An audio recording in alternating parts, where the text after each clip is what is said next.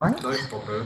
Non, parce qu'elle a 65 ans aujourd'hui, c'est sa fête. Ils font quelque chose. Il y a beaucoup de versets. euh, Ah, merci Noël. Donc, en ce 8e jour de jeûne et prière, on est dans le 8e chapitre de l'Évangile de Jean. Puis, vu qu'on est quand même une petite gang, on va être capable de lire au moins 2 versets chacun.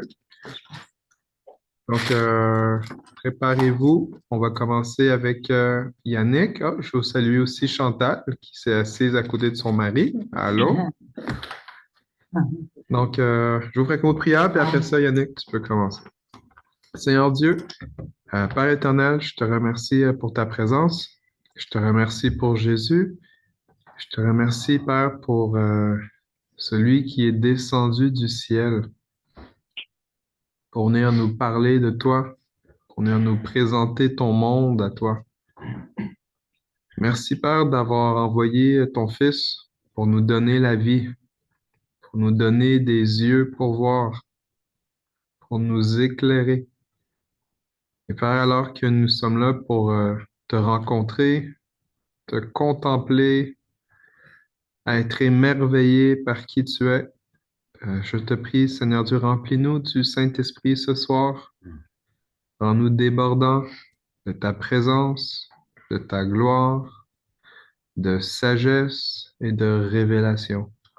Alors, bénis notre temps de prière ce soir, puis que tu puisses te manifester parmi nous, Jésus, alors que nous cherchons à te connaître davantage. Alors, merci pour cette soirée, au nom de Jésus. Amen. Amen.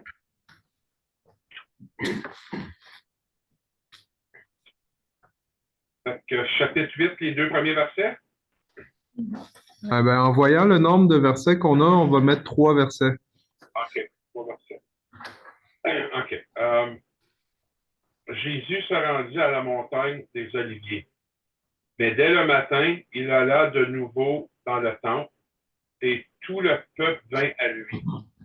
S'étant assis, il les enseigna.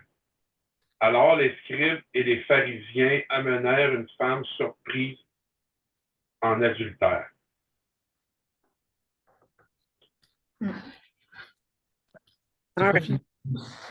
Les maîtres de la loi et les pharisiens disent à Jésus, « Maître, on a surpris cette femme juste au moment où elle commettait un adultère. Dans la loi, Moïse nous a commandé de tuer ces femmes-là en leur jetant des pierres. Et toi, qu'est-ce que tu dis? » Ils disent cela pour lui tendre un piège. En effet, ils veulent avoir une raison pour l'accuser, mais Jésus se baisse et il se met à faire des traits sur le sol avec son doigt.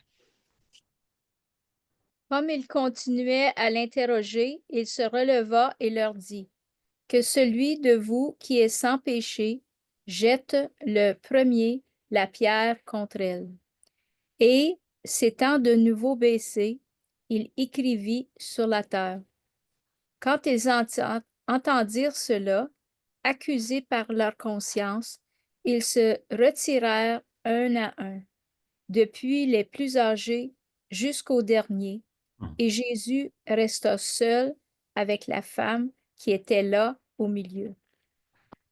Alors, s'étant relevé et ne voyant plus que la femme, Jésus lui dit, « Femme, où sont ceux qui t'accusaient? Personne ne t'a-t-il condamné? » Elle répondit, « Non, Seigneur. » Et Jésus lui dit, « Je ne te condamne pas non plus. Va et ne pêche plus. » Jésus leur parla de nouveau et dit, « Je suis la lumière du monde. Celui qui me suit ne marchera pas dans les ténèbres, mais il aura la lumière de la vie. » Là-dessus, les pharisiens lui dirent, « Tu rends témoignage de toi-même, ton témoignage n'est pas vrai. » Jésus leur répondit, « Quoique je rende témoignage de moi-même, mon témoignage est vrai, car je sais d'où je suis venu et où je vais. Mais vous, vous ne savez d'où je viens, ni où je vais. Vous jugez selon la chair, moi, je ne juge personne. » Et si je juge, mon jugement est vrai. car je ne suis pas seul, mais le Père qui m'a envoyé est avec moi. Il est écrit dans votre loi que le témoignage de deux hommes est vrai. Je rends témoignage de moi-même, et le Père qui m'a envoyé rend témoignage de moi. Verset 19. Ok. Verset 19. Mais où est-il, ton Père? S'exclamèrent-ils. Vous ne connaissez ni moi, ni mon Père, répliqua Jésus. Si vous m'aviez connu, vous connaîtriez aussi mon Père. Jésus parla ainsi pendant qu'il enseignait dans la cour du temple près des troncs à offrande, et personne n'essayait de l'arrêter parce que son heure n'était pas encore venue. Jésus leur dit encore, je m'en vais et vous me chercherez, et vous mourrez dans votre péché. Vous ne pouvez venir où je vais. Sur quoi les Juifs dirent, se tuera-t-il lui-même, puisqu'il dit, vous ne pouvez venir où je vais? Et il leur dit, vous êtes d'en bas, moi je suis d'en haut. Vous êtes de ce monde, moi je ne suis pas de ce monde. C'est pourquoi je vous ai dit que vous mourrez dans vos péchés. Car si vous ne croyez pas ce que je suis, vous mourrez dans vos péchés. Qui es-tu? Lui dit-il. Jésus leur répondit. Ce que je vous dis dès le commencement, c'est ce que je vous dis dès le commencement. J'ai beaucoup de choses à dire de vous et à juger en vous, mais celui qui m'a envoyé est vrai. Et ce que j'ai entendu de lui, je le dis au monde. Ils ne comprirent point qu'il leur parlait du Père. Jésus donc leur dit, quand vous aurez élevé le Fils de l'homme, alors vous connaîtrez ce que je suis, et que je ne fais rien de moi-même, mais que je parle selon ce que le Père m'a enseigné. Celui qui m'a envoyé est avec moi. Il ne m'a pas laissé seul, parce que je fais toujours ce qui lui est agréable. Comme Jésus parlait ainsi, plusieurs crurent en lui. Et il dit aux Juifs qui avaient cru en lui, « Si vous demeurez dans ma parole, vous êtes vraiment mes disciples. Vous connaîtrez la vérité, et la vérité vous affranchira. »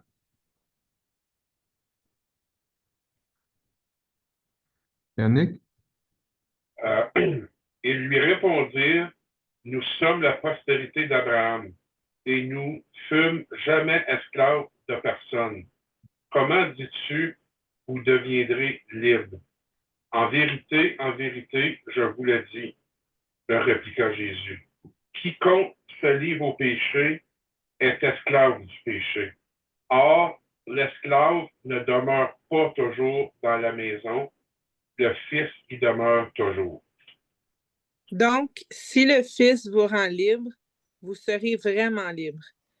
Je sais que vous êtes de la famille d'Abraham, mais vous cherchez à me faire mourir parce que vous n'acceptez pas mes paroles. Moi, je dis ce que j'ai vu chez mon père, mais vous, vous faites ce que vous avez appris de votre père. Ils lui répondirent, notre père, c'est Abraham. Jésus leur dit, si vous étiez enfants d'Abraham, vous feriez les œuvres d'Abraham. Mais maintenant, vous cherchez à me faire mourir, moi, dit la vérité que j'ai entendue de Dieu. Cela, Abraham ne l'a point fait. Vous faites... Oh. Christelle? Vous faites comme votre père. Ils lui répondent, nous ne sommes pas des enfants illégitimes. Nous avons un seul Père, c'est Dieu. Jésus leur dit, si Dieu était votre Père, vous m'aimeriez.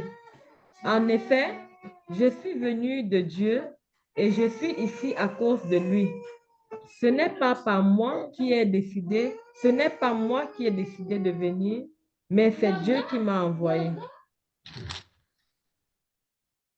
Pourquoi ne comprenez-vous pas mon langage? Parce que vous ne pouvez écouter ma parole. Vous avez pour père le diable et vous voulez accomplir les désirs de votre père.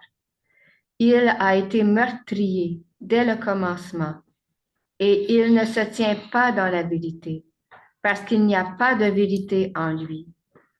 Lorsqu'il profère le mensonge, il parle de son propre fond, car il est menteur et le père du mensonge. Et moi, parce que je dis la vérité, vous ne me croyez pas. Qui vous me convaincra de péché? Si je dis la vérité, pourquoi ne me croyez-vous pas? Celui qui est de Dieu écoute les paroles de Dieu. Vous n'écoutez pas parce que vous n'êtes pas de Dieu. Les Juifs lui répondirent, n'avons-nous pas raison de dire que tu es un Samaritain et que tu as un démon? Jésus répliqua, je n'ai point de démon, mais j'honore mon Père et vous m'outragez. Je ne cherche point ma gloire.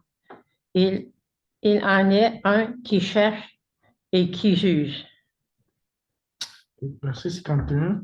Vraiment, je vous l'assure, celui qui observe mon enseignement ne verra jamais la mort. Sur quoi les Juifs reprirent, cette fois, nous sommes sûrs que tu as un démon en toi. Abraham est mort, les prophètes aussi.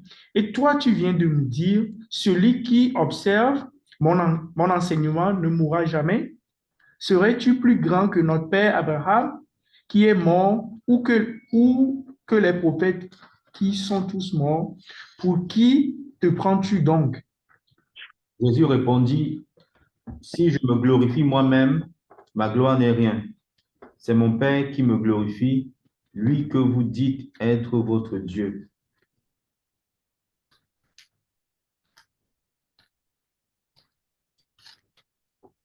Et que vous ne connaissez pas.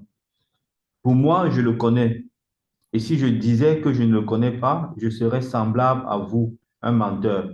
Mais je le connais et je garde sa parole. Abraham, votre père, a tressailli de joie de ce qu'il verrait mon jour. Il l'a vu et il s'est réjoui. Les Juifs lui dirent, tu n'as pas encore 50 ans et tu as vu Abraham. Jésus leur dit, en vérité, je vous le dis, avant qu'Abraham fût, je suis. Là-dessus, il est Pierre pour les jeter contre lui. Mais Jésus se cacha et il sortit du temple. Amen. En tout cas, il n'avait pas peur de parler avec vérité. Ah ouais. C'est quelque chose, c'était tout qu'un échange qu'on a vu. On a vu Jésus qui est en train d'accélérer le mouvement pour aboutir à la fin. C'est là qu'on est en train de regarder. Jésus est en train d'entrer encore plus dans la mission pour laquelle il est venu.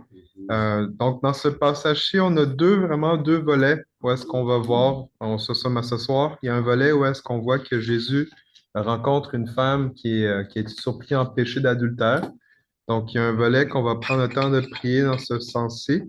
Ensuite de cela, le reste du passage, on voit que Jésus est en train d'expliquer, hey, si je suis là, c'est parce qu'il y a quelqu'un qui m'a envoyé. Puis Jésus essaie de leur faire comprendre qu'il n'est pas là parce que ça lui tentait d'être là. Il n'est pas là parce que c'était sa propre initiative, mais la personne qui l'a envoyé, c'est cette personne-là qui veut faire du bien à ces gens-là parce qu'ils disent le connaître, mais ils n'arrivent pas à croire qui est Jésus parce qu'ils ne croient pas vraiment en Dieu en réalité. Donc, c'est ça qu'on va mettre l'accent aujourd'hui pour comprendre que quand Dieu a envoyé Jésus, c'était pour nous permettre à ce que Jésus nous parle de sa part. Et que toute parole que Jésus allait dire, eh bien, c'était la parole. Dans le fond, c'est la parole de Dieu qui était envoyée par le Seigneur pour qu'on puisse croire. Donc, on va voir ce soir le premier volet. Puis, vous allez voir qu'est-ce qu'on va faire avec ça. Donc, on va commencer au verset 1 du chapitre 8. Donc, ça commence en disant « Jésus se rendit à la montagne des Oliviers ». En d'autres mots, juste avant le chapitre 7, eh bien, Jésus a eu d'autres rencontres avec des gens. Jésus, juste avant qu'on commence le chapitre 8, Jésus allait se faire arrêter. Il est allé à Jérusalem. Et là, ben, il est en train d'expliquer aux gens que ben, il va donner son Saint-Esprit et que là, la police religieuse essaie de l'arrêter et là, ils n'arrivent pas à l'arrêter parce que c'est pas son heure. Et là, voici, c'est que Jésus, il parle d'une manière qui parle à tous les cœurs des gens. Il y a quelque chose, quand les gens ils rencontrent Jésus, ils peuvent pas juste comme être insensibles normalement. Et là, on arrive au chapitre 8. Jésus retourne chez eux et ça dit, il va à la montagne des Oliviers. Jésus va à la montagne des Oliviers, c'est l'endroit où est-ce qu'il va passer ses dernières nuits avant sa crucifixion. C'est un endroit où Jésus va retourner souvent et on voit que Jésus, il fait ce qu'il fait en lumière de qu'est-ce qu'il va souffrir. Donc, le jardin de Gethsémani nous parle que Jésus va porter nos souffrances, il va porter nos péchés, il va porter nos erreurs, nos manquements, nos iniquités. Et Jésus nous ramène à ça. Ça commence en des temps, il se rendit à la montagne des Oliviers. Donc, le pourquoi du reste du chapitre, c'est parce que Jésus est venu dans une mission et cette mission implique qu'il va avoir à souffrir, mais en souffrant, il allait pouvoir amener la vie éternelle, amener le pardon des fautes, amener la restauration. Et là, on va au verset 2. Mais dès le matin, il alla de nouveau dans le temple et tout le peuple vint à lui. S'étant assis, il les enseignait. Donc Jésus est rentré dans la maison de son Père. Le temple, c'est la maison de Dieu. Dieu est venu chez lui et alors qu'il a dit que quand je vais être élevé, je vais attirer les hommes à moi, je vais attirer les foules à moi, eh bien, quand Dieu rentre dans sa maison, eh bien, les gens qui répondent à l'appel vont s'assembler autour de lui pour être enseignés. Et c'est là qu'on voit un peu ce dessin-là, c'est que Jésus rentre dans la maison de son Père. Il est là pour faire l'œuvre de purification, il est là pour faire une œuvre de sacrifice à Dieu, faire monter des louanges à Dieu. Et qu'est-ce qui fait monter des louanges à Dieu? C'est que les gens reçoivent son témoignage, les gens reçoivent son enseignement. Parce que quand ils en reçoivent son enseignement, eh bien à ce moment-là, ils reçoivent les paroles de Dieu. Et en recevant les paroles de Dieu, ils vont croire en Dieu. Et en croyant en Dieu, ils vont avoir la vie éternelle. Et Dieu se glorifie quand les gens reçoivent la vie éternelle. Parce que Dieu a fait ce don-là pour que les gens vivent avec lui éternellement. Alors Jésus est en train d'apporter la connaissance de Dieu. Il est en train d'amener la lumière de Dieu. Parce que les gens avaient des idées autres. Alors Jésus est venu même purifier la source d'enseignement. Parce que l'enseignement que les gens avaient à cette époque était un enseignement, vous avez certainement compris jusqu'à présent, est vraiment touché par le légalisme. Une pensée qui était plus dans l'apparence de qu'est-ce que Dieu veut au lieu du cœur. Jésus va souvent répéter cela aux gens en Israël, que le peuple de Dieu adore Dieu avec leurs lèvres, mais de leur cœur, ils sont loin de lui, parce qu'ils n'ont pas connu Dieu. Et Jésus est venu pour pouvoir leur donner comme cette connaissance de cœur, et non pas de ce jugement-là. Donc, Jésus est en train d'enseigner aux gens, parce que Jésus, c'est lui l'enseignant par excellence. Jésus est l'enseignant. Même il est l'enseignement. Alors, quand il parle, eh bien, il partage les paroles de Dieu et c'est ça qui va produire la vie, c'est ce qui va produire que les gens vont continuer à s'assembler autour de lui. Parce qu'à quel autre irions-nous? À quel autre irions-nous? C'est une question c'est quelque chose qu'il faut réaliser. C'est pas juste anodin que les gens ils vont juste entendre Jésus. C'est que les gens, ils ont attendu pendant des milliers d'années que Dieu vienne parmi eux et que le moment où que Dieu allait être présent parmi eux, ben, ils n'avaient plus besoin de chercher à gauche ou à droite parce que maintenant, ils avaient trouvé la source de vie elle-même. Donc, s'étant assis, Jésus les enseignait. Alors, verset 3, les scribes et les pharisiens amenèrent une femme surprise en adultère. Et, la plaçant au milieu du peuple, ils dirent à Jésus, Maître, cette femme a été surprise en flagrant délit d'adultère. Moïse, dans la loi, nous a ordonné de lapider de telles femmes. Toi donc, que dis-tu? Il disait cela pour l'éprouver, afin de pouvoir l'accuser. Mais Jésus, s'étant baissé, écrivait avec le doigt sur la terre. Comme il continuait à l'interroger, il se releva et leur dit, que celui qui est sans péché jette le premier la pierre contre elle. Je vais arrêter ici. Donc Jésus, quand il enseigne en parole, mais aussi il enseigne au travers des situations de la vie. Jésus est tellement un excellent enseignant qu'il va pouvoir prendre les situations réelles comme qui existent autour de lui et il va pouvoir utiliser ça pour faire passer son message aux gens. Donc Jésus, on lui amène une femme surprise en adultère. Donc cette femme a péché. Et on sait très bien que dans la loi de Moïse, il n'y a pas juste ce péché-là qui est grave. Il y a les péchés de mentir et les péchés de voler, le péché de déshonorer ses parents, déshonorer ses leaders, l'idolâtrie. Écoute, il y en a une tonne. Okay? Il y a 613 lois. Donc, cette loi, il n'y a pas juste la loi d'adultère qui est supposée donner le châtiment de la mort. Les faux témoignages, tu es supposé lapider quelqu'un. Donc, il y a vraiment un aspect où que ces gens-là, il se passe quelque chose avec eux ou est-ce qu'ils rentrent dans un rôle d'accusateur?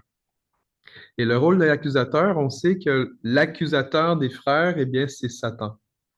Donc, à ce moment-là, on a de la lumière pour réaliser que l'accusateur est en train d'essayer d'avoir un jugement.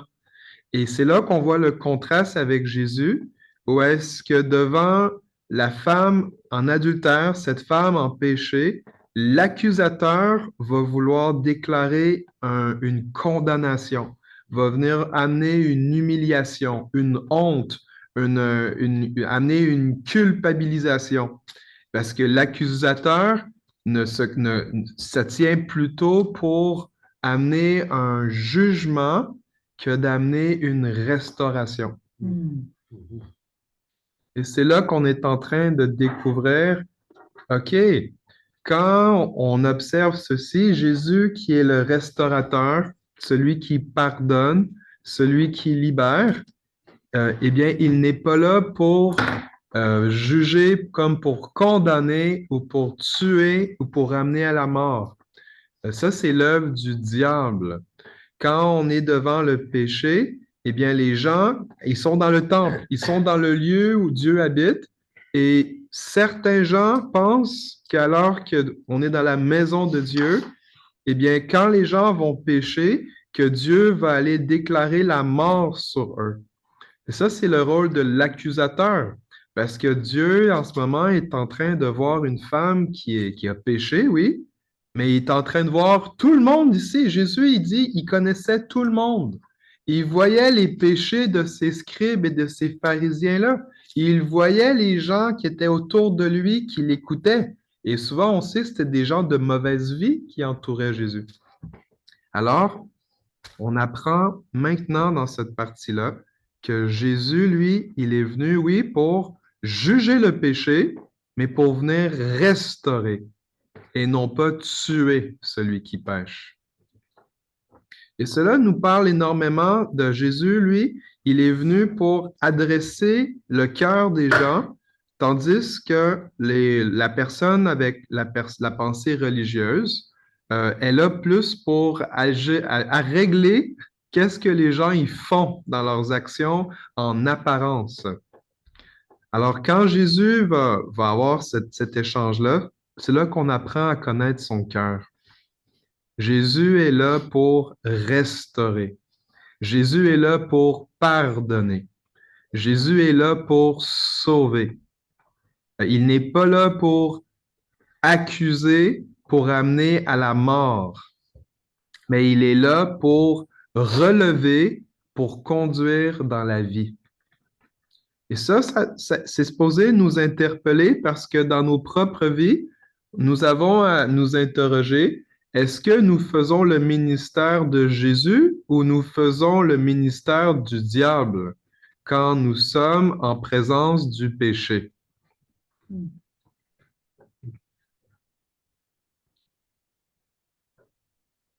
Donc, c'est une de ces choses-là qui nous aide à mieux voir. Quand Jésus agit, ça nous donne la lumière pour connaître nos dispositions à nous. Et vraiment, le contraste, c'est Jésus est en face de des hommes qui disent connaître Dieu, mais par leurs actions, par leur manque de miséricorde, eh bien, on réalise ils ne connaissent pas Dieu. Parce que s'ils connaissaient Dieu, ils auraient agi de la même manière que Jésus a agi. Donc, Jésus, il est face à face avec un jugement qu'ils veulent que Jésus puisse exercer. Puis vous portez attention où est-ce qu'ils vont l'appeler maître. Ils vont essayer de séduire Jésus, de l'amadouer. Ils vont essayer de comme lui gratter le dos un petit peu, là. Parce qu'ils vont venir le voir, puis ils vont lui dire maître. Mais tu sais, quand tu appelles quelqu'un maître, c'est facile de dire maître comme oui, oui, monsieur, mais en réalité, ces gens-là, c'était juste une dissimulation. C'était un masque. Parce que dans leur cœur, on voit au verset 6 qu'ils disaient cela pour éprouver Jésus, pour pouvoir le tenter, pour lui mettre une pierre d'achoppement. C'était un piège. En fait, ça va terminer le verset en disant « afin de pouvoir l'accuser ». Donc, déjà là, on réalise que leur jugement de cette femme-là parle de leur disposition de cœur. Parce que dans leur cœur, ils sont là pas pour faire ce qui est bien et qui donne la vie. En fait, ils sont là parce que dans leur cœur, ils ne sont pas capables de recevoir les paroles de Jésus. Ils ne sont pas capables d'accueillir Jésus. Donc, puisqu'ils ne sont pas capables de l'accueillir et de l'honorer, de l'écouter, eh bien, ils sont là parce qu'ils veulent l'accuser pour le censurer ou le tuer même. Alors, c'est ça qui se passe présentement. Jésus expose les cœurs des gens, il expose les motivations, et alors qu'ils sont en train de parler à Jésus, mettre de la pression. Allez, Jésus, dis-nous qu'est-ce que tu en penses. Allez, Jésus, là, tu veux nous dire. Comme ils devaient mettre de la pression sur Jésus, mais au lieu que Jésus soit en mode réaction à ce qu'il disait, Jésus était en mode méditation. Comment est-ce qu'on peut dire que Jésus est en mode méditation? Parce que ça dit, Jésus, s'étant baissé, écrivait avec le doigt sur la terre. On ne sait pas qu'est-ce que Jésus écrivait, mais ce qu'on sait, c'est que Jésus écrivait quelque chose, et parce qu'il touche la terre, on se souvient que Jésus, c'est lui Jésus était là pour pouvoir fabriquer l'humain. Jésus est la parole de Dieu. Tout a été créé par lui. Donc, Jésus a créé l'homme à partir de la terre, et c'est là qu'on réalise que Jésus connaît la faiblesse humaine. Jésus sait de quoi nous sommes faits. Il connaît la composition de nos cœurs. Et on ne sait pas ce qu'il écrivait, mais on sait juste qu'alors qu'il continuait à l'interroger, Jésus s'est relevé et il leur a dit quelque chose. Et on sait Jésus ne disait pas juste les choses parce que ça lui tentait, là. Jésus, ce n'était pas un homme d'opinion, Jésus, c'était un homme de Dieu, parce qu'il disait les paroles de Dieu. Donc, c'est pour ça que tout ce que Jésus dit, c'est parce que le Père lui a dit. Et voici la parole du Père. Voici la parole qui parle si on a une relation avec le Père. Ça parle que celui de vous qui est sans péché jette le premier la pierre contre elle. Une parole remplie de sagesse, c'est une parole de Dieu qui est venu du ciel. Que celui de vous qui est sans péché jette le premier la pierre contre elle. C'est une parole tellement puissante. C'est une parole d'autorité parce que pensez à la dernière personne qui vous a offensé. Pensez à la personne ou à des gens que vous jugez. Pensez à des gens où est-ce que mettons, vous voudrez juger leur péché, ben, puis lisez cette parole-là. Est-ce que vous êtes sans péché? Sommes-nous purs, blancs comme neige? Oui, le sang de l'agneau nous purifie, mais sommes-nous sommes-nous sans péché? Est-ce que dans nos pensées, dans nos intentions, dans nos motivations, dans notre cœur, est-ce que nous sommes blancs comme neige, comme la neige qu'il y a dehors, là? Puis la réalité, c'est que ben, chacun de nous offensons Dieu de manière ou d'autre. Et Jésus est en train de ramener, voici le vrai jugement de Dieu. Que celui de vous qui est sans péché, il lui amène le jugement sur cette femme pécheresse-là. Puis en passant, si vous, si vous êtes vraiment sans péché, est-ce que vraiment vous allez vouloir la tuer? Parce que le cœur de Dieu n'est pas pour tuer. Le cœur de Dieu est là pour donner la vie. Jésus va dire plus tard dans Jean 10 que le diable, Satan, est venu pour voler, tuer et détruire. Mais le Fils est venu pour qu'on ait la vie en abondance. Si le Fils est venu donner la vie en abondance, c'est parce que le Père, c'est sa volonté de donner la vie. Le Père ne prend pas plaisir à ce qu'une âme meure, à ce qu'une personne meure. Dieu ne prend pas plaisir à ça. Et Jésus est en train d'ouvrir les yeux des gens pour qu'ils comprennent le jugement de Dieu devant cette femme-là, mais devant vous toutes. C'est que si vous jugez parce qu'elle était en adultère, on fait quoi de vos péchés à vous? En d'autres mots, c'est ce que ça fait. C'est si la seule personne qui peut se mettre dans la position de juge, c'est Dieu. C'est le seul. Le seul qui est sans péché, c'est Jésus. Et même lui qui est sans péché, il aurait pu juger, mais il ne l'a pas fait. Et c'est lui le maître, c'est lui la source de vie qu'on a besoin de s'assurer qu'on est changé à sa ressemblance. Alors, verset 8, s'étant de nouveau baissé, Jésus est allé écrire encore par terre. Quand ils entendirent cela, accusés par leur conscience, ils se retirèrent un à un, depuis les plus âgés jusqu'aux derniers, et Jésus resta seul avec la femme qui était là au milieu.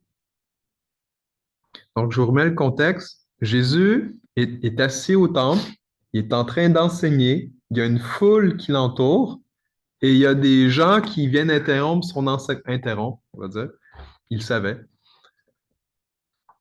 son message pour qu'il puisse amener un jugement.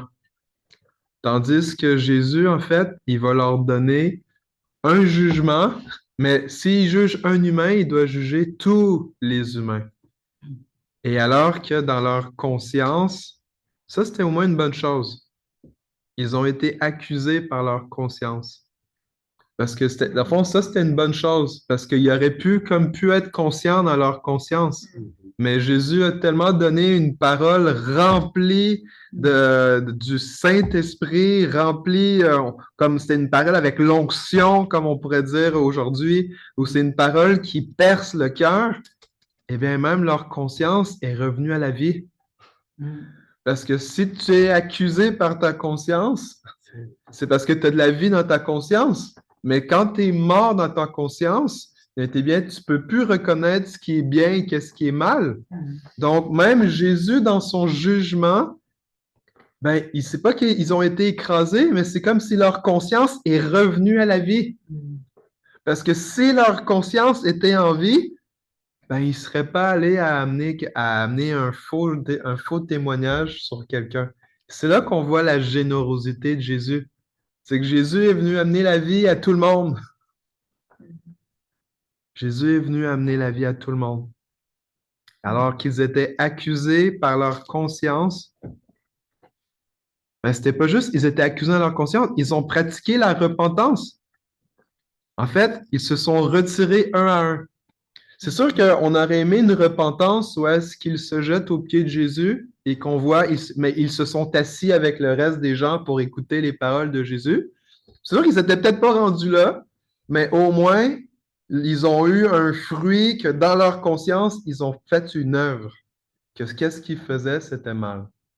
Alors, c'est là qu'on peut apprendre que Jésus, quand même, il va amener une parole, eh bien, les gens vont recevoir, oui, son jugement, mais dans son jugement, c'est qu'on reçoive la vie.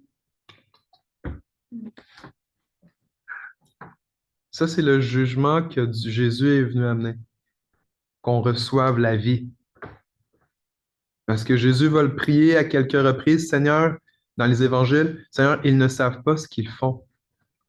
Ils ne savent pas ce qu'ils font. Les gens sont tellement aveuglés par le péché, même quand ils apprennent à le connaître, ils sont tellement amochés par la vie, c'est qu'ils ne savent pas ce qu'ils font. C'est là qu'on voit la grande miséricorde de Dieu, la grande miséricorde de Jésus, où est-ce que Jésus, il reste là avec la femme, et quand il se relève, puis il voit, il reste juste la femme, Jésus lui dit, Femme, où sont ceux qui t'accusaient? Personne ne t'a-t-il condamné? Elle répondit, Non, Seigneur. Même elle est revenue en vie. Parce qu'imaginez-vous vous faire traîner devant une foule, puis ils l'ont surpris en flagrant délit, comme ils sont restés polis, là, mais possible qu'elle n'était pas bien vêtue, là. Parce que s'ils étaient surpris, ils n'ont pas dit, OK, rhabille-toi, puis viens-t'en, là. Ils l'ont surpris en train de faire quelque chose. D'ailleurs, ils ont laissé l'homme quelque part. Parce que tu ne peux pas être surpris sans être tout seul en étant adultère, là. Ouais. Il n'y avait pas Internet encore pour avoir le... OK, juste pour vous dire, là. Ça est sorti de mon cœur vite, là. Il n'y avait pas Internet. Fait qu'elle était surprise avec quelqu'un, là.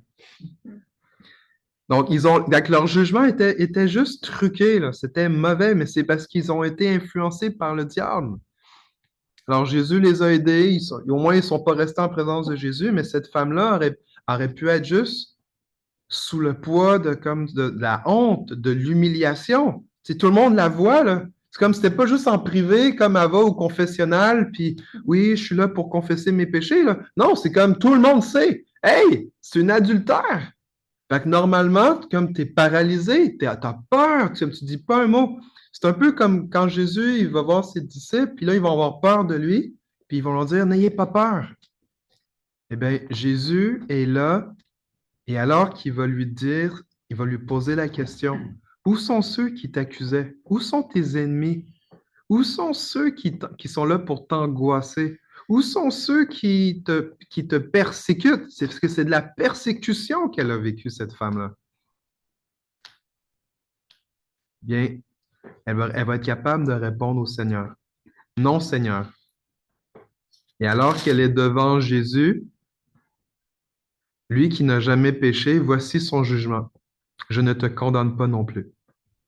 Va et ne pêche plus. Je ne te condamne pas non plus. Jésus aurait pu la condamner. Mais en la condamnant, Jésus pour être juste, aurait eu besoin de condamner toute la foule, puis en même temps tout le reste de l'humanité. Alors, il ne la condamne pas. Pourquoi? Parce que Jésus est venu pour recevoir la condamnation sur lui-même. La raison pourquoi Jésus-Christ est venu, c'était pour venir sauver les pécheurs. Donc, quand il est en train de la pardonner, c'est que Jésus lui donne un aperçu de qu'est-ce qu'il est venu faire. Jésus, c'est l'agneau qui ôte le péché du monde. Et c'est lui qui va recevoir le châtiment sur lui. En d'autres mots, Jésus, il la condamne pas. Pourquoi? Parce que Jésus va prendre la condamnation sur lui. Jésus va prendre cette mort qu'elle devait recevoir à cause de son péché. Jésus va le prendre sur lui. Et c'est la même chose pour chacun d'entre nous. Quand on fait l'œuvre de Jésus, on a besoin de se souvenir que Jésus est mort pour nos péchés. Il a reçu la colère Il a reçu la mort, le châtiment de la mort, Jésus l'a reçu, afin que nous ne soyons plus condamnés, mais qu'on puisse être restaurés, et c'est ça le point ici. Je ne te condamne pas, je ne décrète pas la mort sur toi. Par contre, voici, je te restaure. Va et ne pêche plus. Va et ne recommence plus. Va et change. Va et change. C'est vraiment le point de ce que Jésus est en train de dire. C'est que la personne est devant la condamnation qu'elle aurait dû recevoir. Eh bien, cette personne-là a une rencontre avec Jésus et Jésus lui communique ce qu'elle a besoin pour être restaurée. En d'autres mots, Jésus lui dit, reçois ta restauration. Et on va prier à ce moment-ci. On va prier parce que, d'un, pour nous, premièrement, Jésus n'est pas venu pour amener la condamnation. Le Saint-Esprit n'est pas là pour nous condamner, il est là pour nous convaincre. Il est là pour nous convaincre de pécher, mais le but, c'est pas parce qu'il veut nous accuser de pécher. Il veut nous convaincre pour qu'on laisse tomber, qu'on reçoive la vie. Parce que si on refuse de recevoir la vie, on meurt. Et Jésus, c'est la même chose pour nous. Il veut qu'on s'assure qu'on ne vit pas sous un poids de condamnation. Et quand on ne vit plus sous un poids de condamnation, eh bien, on commence à vivre sous le poids de sa miséricorde. Jacques, dans l'épître de Jacques, ça parle que la miséricorde triomphe du jugement. Eh bien, c'est de ce jugement-là.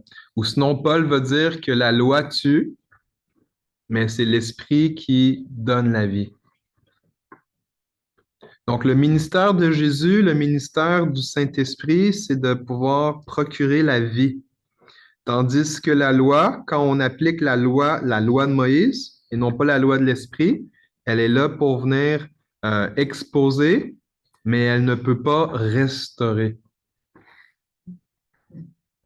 Comme la loi de Moïse est parfaite, là. C'est Dieu qui l'a donnée. Elle est là pour exposer le péché, mais elle n'a pas été conçue pour donner la vie des gens. Donc, c'est une chose d'exposer le péché, mais le but d'exposer le péché, c'est de pouvoir chercher celui qui procure le pardon, celui qui procure la miséricorde.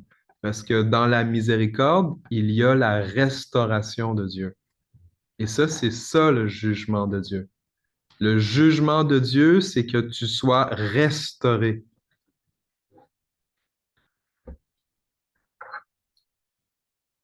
Alors, j'aimerais qu'on puisse prier pour ça, pour nous-mêmes. Aussi, nous-mêmes, quand on regarde les gens, pour qu'on ne puisse pas juger selon la chair, de ne pas juger selon l'apparence, mais qu'on puisse juger comme Jésus juge. Qu'on puisse juger avec miséricorde et non pas juger avec condamnation. Parce que quand on est dans la condamnation, puis si vous vous souvenez d'une situation dans vos vies, eh bien, dans la condamnation, il n'y a jamais un chemin de restauration. La condamnation, c'est comme si je vais vous dire comme ça. Je vais vous dire un exemple. J'ai été témoin de ça sur les réseaux sociaux. Il y a un homme dans les réseaux sociaux, il est comme en croisade contre les femmes dans l'église. Puis c'est quand même vraiment le gars capoté, mais ce que j'ai appris, j'ai écrit à ce gars-là. Et dans le fond, le monsieur, il s'est séparé de sa femme ou divorcé de sa femme, puis sa femme se serait remariée ou être avec un autre homme. Et cet homme-là m'a écrit en privé. Parce qu'il a vu que j'ai écrit à ce monsieur-là pour comme comprendre qu'est-ce qui se passait. Donc là, quand il m'expliquait la situation un peu de ce monsieur-là dans sa vie personnelle, c'est comme si lui, à cause qu'il est tellement blessé concernant les femmes, qu'il est en rage. Sa rage personnelle dans son cœur de qu'est-ce qu'il a vécu avec cette femme-là ou les femmes en général, il est en train de déverser un jugement sur toutes les femmes à cause de ce qui est dans son cœur. Et alors que, ben, ça, je vous dis, ça s'est fait hier, là. J'ai écrit ça sur Facebook, puis la personne m'a écrit pendant que j'étais à l'église. Puis dans le fond, ce que je réalise, c'est quand on est dans un mode de condamnation, eh bien, on veut que la personne, elle paye. On veut qu'elle paye. Hey, elle va payer pour qu'est-ce qu'il a fait. Ça, c'est ça le fruit de la condamnation. Quand tu es en train de faire le ministère de la condamnation, tu veux qu'il y ait un déversement de colère sur la personne. C'est un peu comme quand Jésus était avec ses disciples, puis les Samaritains les ont empêchés à passer dans le coin. Et là, André et Jean ont dit, Maître, on va faire comme Élisée, on va appeler le feu du ciel pour que ça tombe sur eux. Jésus a dit, wow, wow, wow, wow, wow. Hey, les fils de tonnerre, là, vous ne savez pas de quel esprit vous parlez. Ça, c'est le ministère de la condamnation.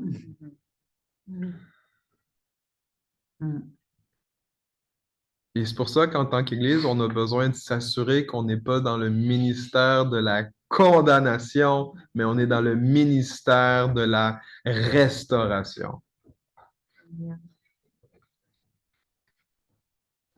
Et ça parle même dans nos vies personnelles.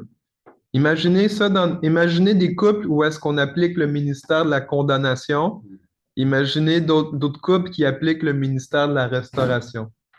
La restauration, voici ce qui vient avec, la paix, la réconciliation, le pardon, comme la vie, la joie, l'amour, wow, comme la bonté. Il y a plein de beaux fruits qui sortent de la restauration. Mais quand on est dans un ministère de condamnation, ça l'amène souvent la division, la critique, on se déchire, c'est la loi de la vengeance, il n'y a pas de pardon, on garde l'offense, donc l'amertume.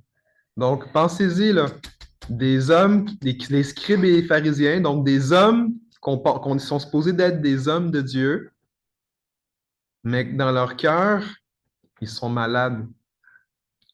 Jésus va déclarer ce jugement-là dans Matthieu 23. Là, Jésus va leur dire, vous êtes propres de l'extérieur, vous lavez l'assiette de l'extérieur, vous lavez la tasse de l'extérieur, mais vous gardez la tasse sale à l'intérieur.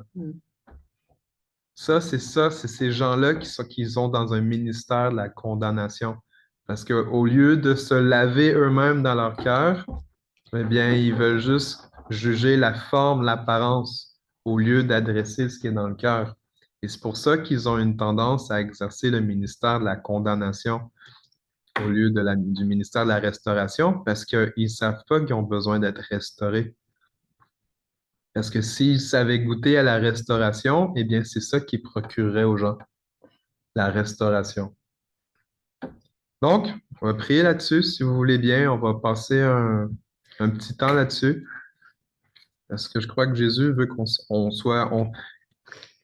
tout, dans le fond, je vais vous le dire, là, c'est comme si on peut avoir des résidus du ministère de la condamnation. On peut avoir un résidu parce que, dans nos réactions avec les gens, dans nos manières d'être, puis c'est pour ça que Jésus il est venu pour qu'on ait une lumière, qu'on réalise. C'est un processus, hein, c'est un processus. Et c'est pour ça que j'aimerais qu'on puisse prier là-dessus.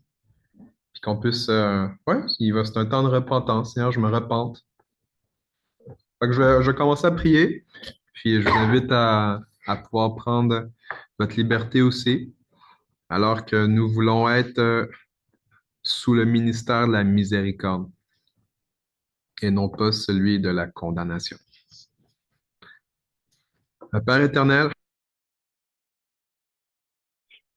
je te remercie pour Jésus. Je te remercie, Père, parce que Jésus, c'est le standard de la vraie vie. Et Père, nous sommes assis là où nous sommes autour de Jésus pour observer Jésus. Parce qu'en le connaissant, on va te connaître. Et Seigneur, je te remercie parce que quand Jésus il a fait ce qu'il a fait, c'est parce qu'il t'a vu faire ça, il t'a vu pardonner. Il t'a vu, Seigneur. Il t'a vu, il t'a entendu quand il a dit que celui de vous qui est sans péché jette le premier la pierre contre elle. Seigneur, merci parce que ces gens-là ont été accusés dans leur conscience. Seigneur, merci parce que même nous, si on rentre dans un ministère comme le leur, puis qu'on entend une telle parole, c'est supposé venir nous affranchir dans notre conscience. C'est supposé nous affranchir de notre propre aveuglement sur nous-mêmes. Jésus t'a dit dans le Sermon de la montagne que avant d'essayer d'enlever la brindille dans l'œil de l'autre, commence à enlever le tronc d'arbre dans le tien. Alors Seigneur, pardon. Je te demande pardon pour toutes les fois où est-ce que j'ai collaboré avec le ministère de la condamnation. Seigneur, dans ma vie personnelle, envers moi-même, envers ma famille, envers mon entourage, envers l'Église, envers la société, envers le gouvernement, envers les gens différents de moi. Je te demande pardon, Jésus, pour toutes les fois où est-ce que j'aurais été le premier à lancer des roches. Je te demande pardon, Seigneur, d'avoir voulu prendre ta place de juge. Je te demande pardon, Seigneur, et je renonce à participer au ministère de condamnation. Au contraire, Seigneur, je m'engage, je me soumets à ton ministère de miséricorde. Seigneur, je n'aurai pas d'autre ministère que le ministère que tu exerces. Tu exerçais un ministère de miséricorde et parce que tu n'as pas changé, Seigneur, tu fais encore la même chose aujourd'hui. Tu es là pour pardonner les pécheurs et les restaurer. Alors, Père, à cause que de ce péché, mon Dieu, je te demande, restaure-moi. Restaure-moi, restaure ma famille, restaure mon entourage, restaure notre Église, mon Église, Seigneur. Restaure la société, restaure-nous, Père. Parce que nous avons besoin de ta miséricorde. C'est ma prière, Jésus. Amen.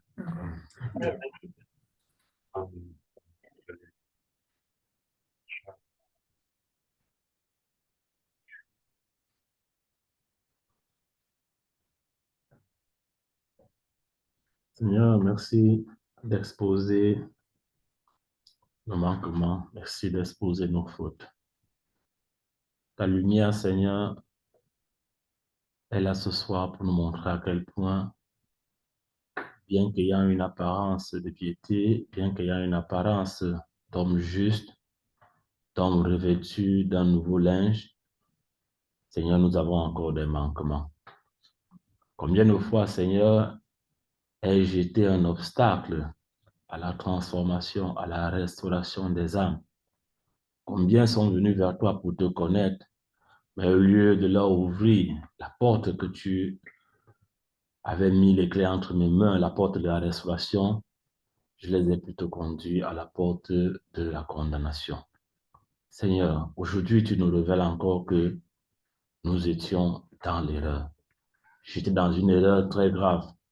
Parce que finalement, si moi aussi, je devais être victime par le passé de ce ministère de la condamnation, ce soir même, je ne serai pas aujourd'hui pour entendre des paroles qui donnent la vie comme celles que tu nous as fait entendre. Seigneur, je me répare également. Chaque fois que j'ai condamné les pauvres, ceux même qui étaient sous l'emprise de Satan, alors que moi, j'avais toute ma conscience pour agir mal.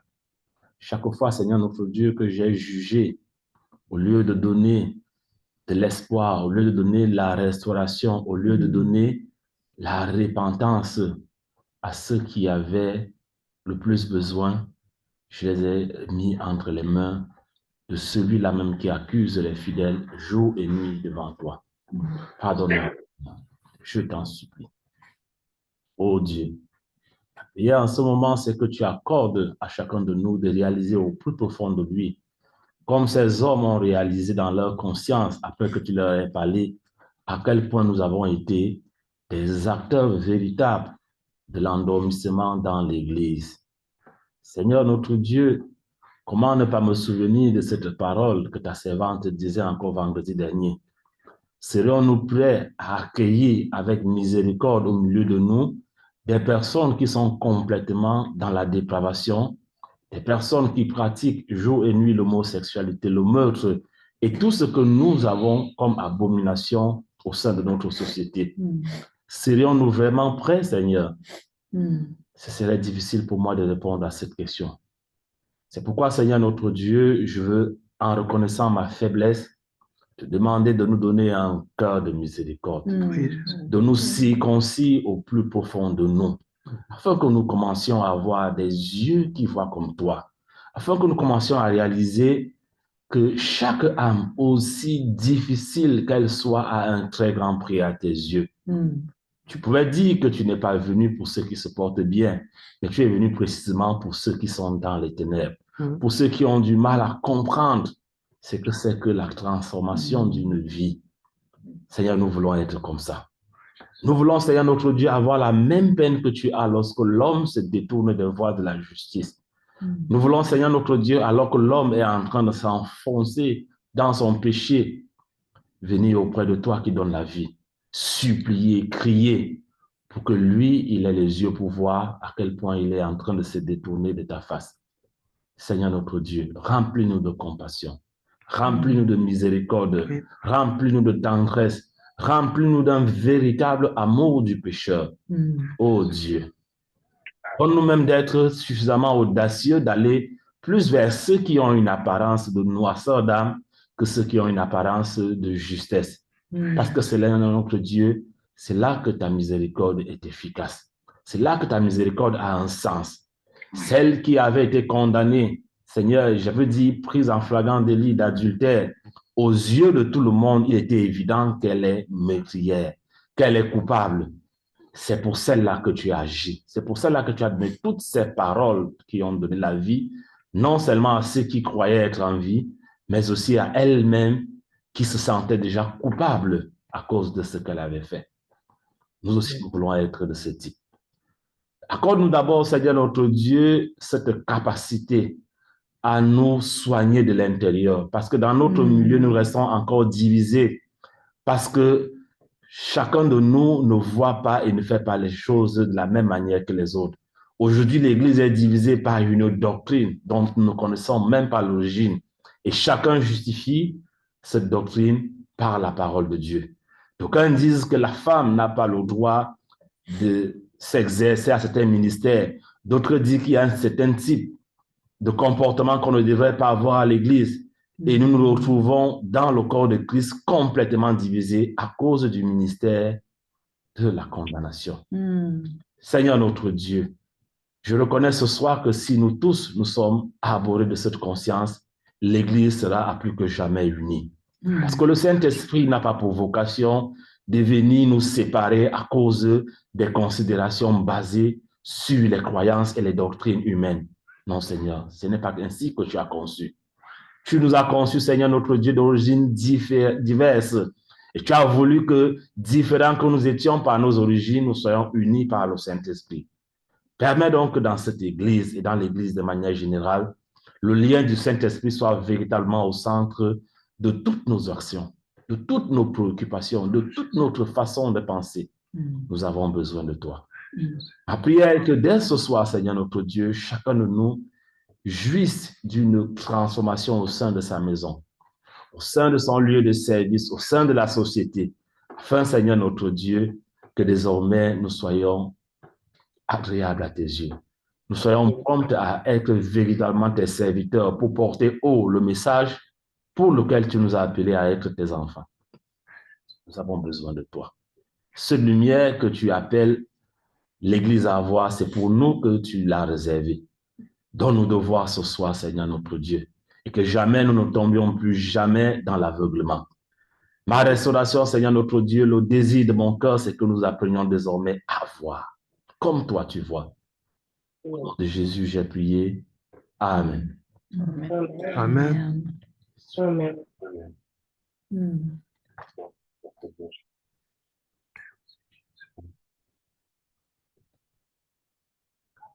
Ô Père éternel, mon Dieu, c'est si facile de tomber dans le jugement. C'est si facile des fois de voir la faute sur les autres au lieu de... Je te demande pardon, Père éternel, quand ça m'arrive. Non, je suis trop vite. Des fois, quand on se retire, mais on vient en prière, puis tu nous montres par ton Esprit Saint comment qu'on agit. Puis faites aux autres ce que tu aimerais que les autres te fassent. Aide-moi, Père éternel, à être plus doux. Aide-moi à être plus lent à juger. Même plus lent peut-être à parler. Je te prie, Père éternel, d'agir par ton Esprit Saint sur moi. Afin que je puisse être comme que Jésus était. Amen. Et bien quand c'était écrit qu'il prenait le temps d'écrire sur la terre. Ben, faites que moi aussi, Père éternel, que je prenne le temps. Puis que l'Esprit, ton Esprit parle à travers de moi, et non la chair. Mais ton Esprit me parle. Viens à mon secours, s'il te plaît. Amen. Amen. Amen. Merci, Jésus. Mais Seigneur Jésus, je te demande de nous aider à être comme toi, encore plus.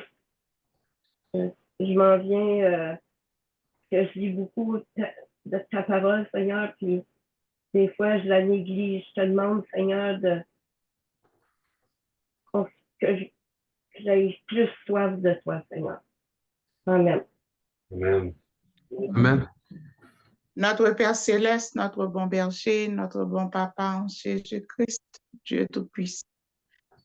Nous reconnaissons combien tu es grand, combien tu es merveilleux, combien tu es admirable et nous te remercions, Seigneur, pour la leçon de ce soir, pour cet enseignement. Merci de nous donner le privilège d'être réunis en ta présence avec ton Saint-Esprit parmi nous pour nous guider à travers cette lecture.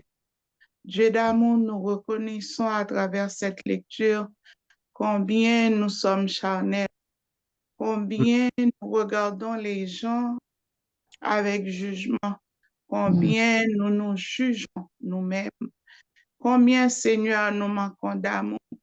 Tous les jours, Seigneur, nous te prions et nous te demandons pardon. Et dans notre prière, nous te disons, nous voulons pardonner, mais jamais nous n'arrivons à le faire. Parce que la rancune est ce que nous avons de plus profond en nous, l'orgueil, Seigneur. Oh Seigneur, ce soir, tu viens de nous parler à travers cette lecture. Tu viens de nous dire, Seigneur, d'avoir la miséricorde, d'avoir la pitié, d'avoir la compassion, de rejeter toutes sortes de jugements, tout esprit de rancune, tout esprit de jugement contre nos frères, contre nos sœurs. Ce soir, tu nous appelles à aimer comme toi, tu nous aimes.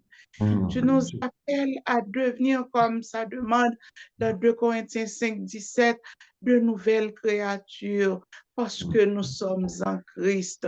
Puisque nous sommes en Christ, nous devons agir comme Christ. Oh, ce soir, Seigneur, en écrivant par terre, tu as écrit mes péchés, tu as écrit les péchés de chacun de nous.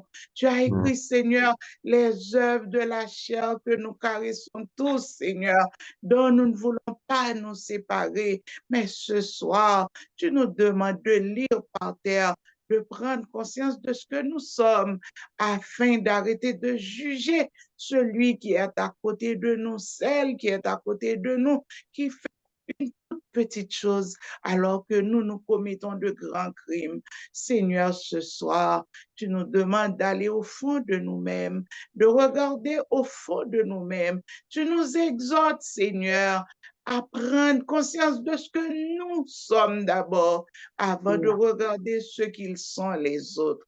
Seigneur, nous te demandons ce soir, nous réclamons de ton Saint-Esprit le fruit de l'Esprit qui va nous guider dès ce soir avec l'amour du prochain, la patience, l'intelligence, la volonté de te suivre comme tu le veux, Seigneur.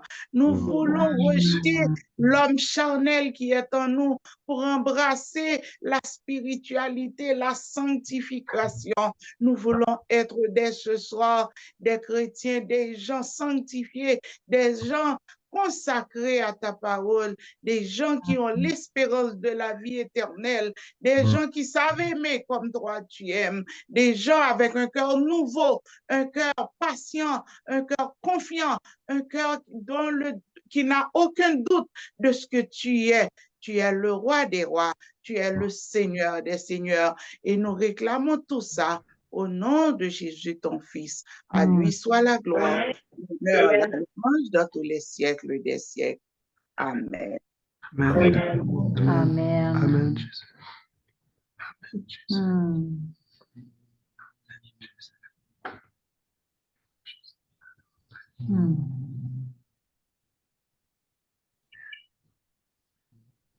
Seigneur, notre Dieu et notre Père, je viens encore en cette soirée implorer ton pardon, ta miséricorde, parce que je me reconnais comme celle-là qui a contribué, Seigneur, à la condamnation des uns et des autres.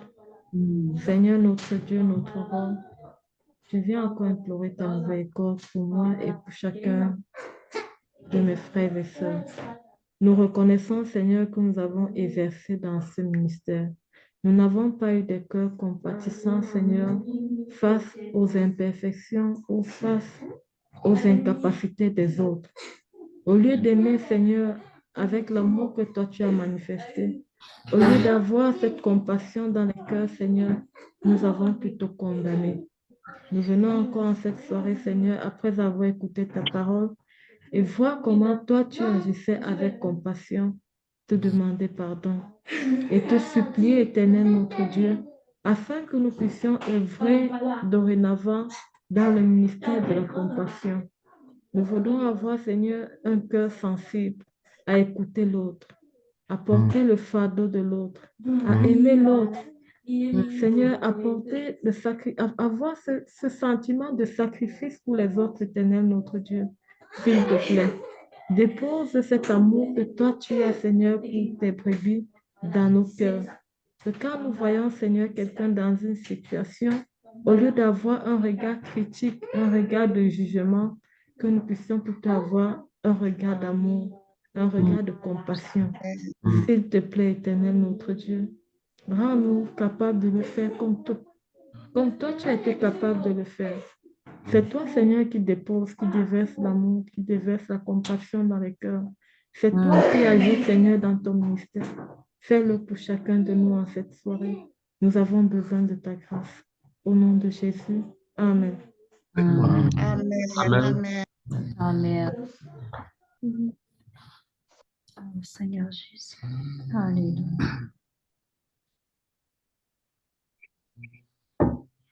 Oh, Alléluia. Seigneur éternel Dieu, Seigneur, je veux te remercier pour ce moment. Je veux te remercier pour cette parole, pour ce récit qui nous a beaucoup instruit sur le cœur que tu as. Seigneur, merci pour ce dépôt que tu viens encore de faire dans nos cœurs ce soir. Ce dépôt de miséricorde, ce dépôt de compassion, ce dépôt de pardon. Seigneur, ce soir, je demande pardon. Pardon aussi d'avoir contribué à ce regard dédain de la femme au sein de l'Église. Seigneur, j'avais tous les outils dans le temps pour pouvoir comprendre que ce dans quoi je m'embarquais ne vient pas de toi, n'est pas du tout biblique. Mais Père, je me suis laissé aller par certaines doctrines qui n'ont aucun rapport avec ta parole, Seigneur. Seigneur, ce soir, merci pour ce dépôt que tu as fait dans mon cœur. Merci, Papa. Seigneur, je me repens de mes chemins.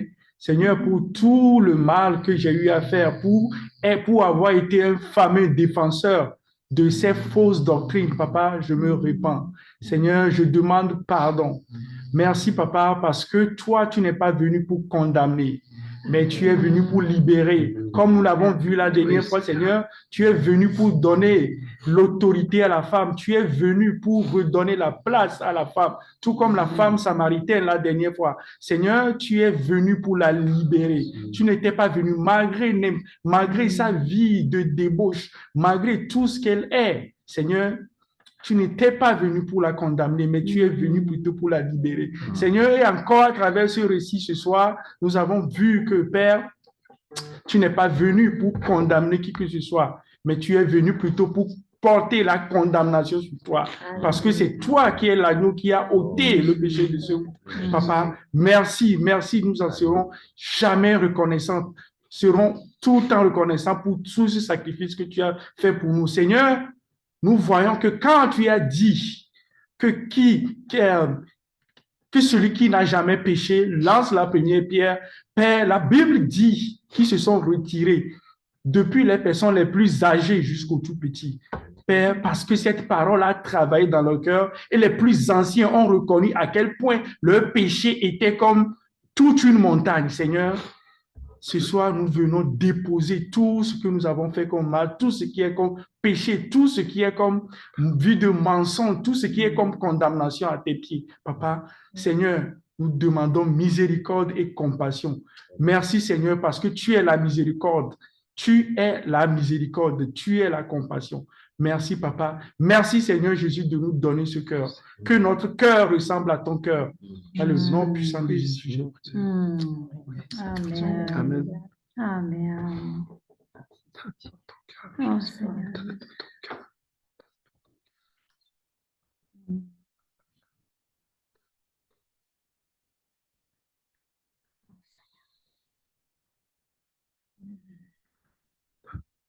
Oh Seigneur, combien je suis coupable, ô Dieu, de ce péché. Tellement facile à juger, Seigneur. Seigneur, je pense à la parole du pharisien avec le publicain. Le pharisien se tenait debout qui priait en lui-même, « Mon Dieu, je te rends grâce parce que je ne suis pas comme les autres hommes. Ils sont voleurs, injustes, adultères ou encore comme ce publicain. » Seigneur, on voit, mon Dieu, à quel point que des fois on peut se comparer. On se compare, puis finalement, le problème, c'est l'orgueil. On est en train de dire, moi, je suis beaucoup mieux que l'autre. Alors qu'au Dieu, on oublie de où est-ce qu'on vient. Seigneur, tu nous as retirés de la boue. Au Dieu, on sentait mauvais. Et Seigneur, tu t'es révélé à nous. Et comme l'apôtre Paul a dit, je suis ce que je suis que par la grâce de Dieu. Seigneur, je prie qu'on se rappelle de qui on était, d'où tu es venu nous chercher. Oh Seigneur, combien d'orgueil. Merci de nous avoir parlé ce soir. Seigneur, on ne veut surtout pas, Seigneur, se joindre à ce ministère, au Dieu, de l'ennemi, du diable, qui est l'accusateur. Mais qu'on puisse, au Dieu, faire ce ministère-là de miséricorde. Ô Dieu, quand que tu parlais aux gens concernant le péché, c'était jamais dans le but de condamner, mais c'était dans le but de restaurer. Amen. Fait que Seigneur, je prie la même chose pour nous, que si on voit notre frère, notre sœur qui a péché, mais Seigneur, qu'on ne prie même pas, qu'on ne met pas le désir qu'elle soit restaurée, mais juste de la condamner, Seigneur, combien notre cœur est mauvais. Seigneur, c'est ma prière, change-moi. Merci, Seigneur, de nous parler ce soir à notre conscience. Combien nous avons besoin de toi. Combien nous avons besoin que tu nous transformes. Merci pour ta patience. Merci pour ta miséricorde. Et tu nous demandes, Seigneur, qu'on puisse exercer la miséricorde en retour. Seigneur, combien notre dette est énorme. Ah, Seigneur, je te demande pardon, mon Dieu, pour ce péché de jugement, Seigneur. Qu'à chaque fois que je regarde à l'apparence, au lieu de regarder au cœur. Seigneur, toi seul, tu connais les cœurs. Toi seul, tu connais les cœurs. Qui je suis pour juger? Ah, Seigneur, je te demande pardon.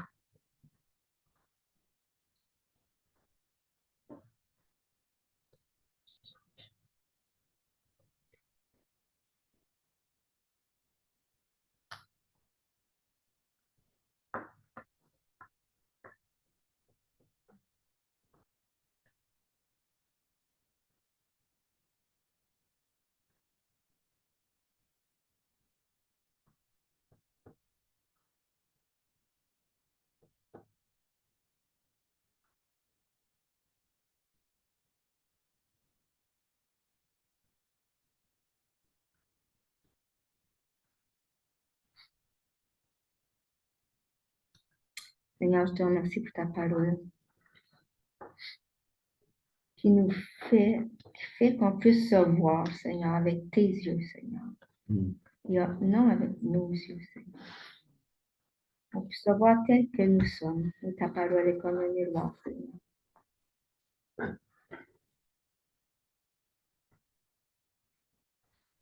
Seigneur, moi aussi, je veux te demander pardon, Seigneur, pour tout jugement, Seigneur. Toute parole négative, Seigneur. Je prie, Seigneur, que toute parole qui sort de notre bouche soit ait le seul but d'exhorter, d'encourager, de restaurer, de donner la vie. Parce que c'est comme ça que tu étais, Jésus. Et on veut être semblable à toi. Viens purifier nos pensées, Seigneur. Viens nous délivrer de tout orgueil, Seigneur.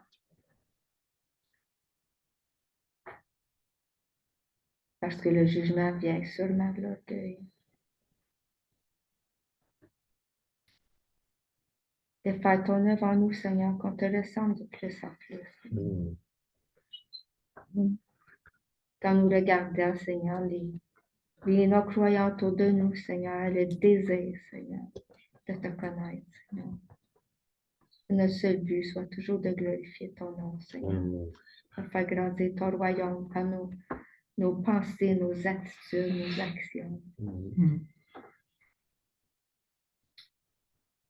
Seigneur, je remarque que dans verset 1 de ce chapitre, Jésus, tu as passé la nuit sur la montagne pour être en relation avec ton Père, pour être fortifié par ton Père, pour recevoir les pensées de ton Père, avant de partir et d'aller faire tes œuvres, aller faire ton ministère. Je crois que c'est pour nous la clé, Seigneur. Qu'on passe le temps avec toi, Seigneur.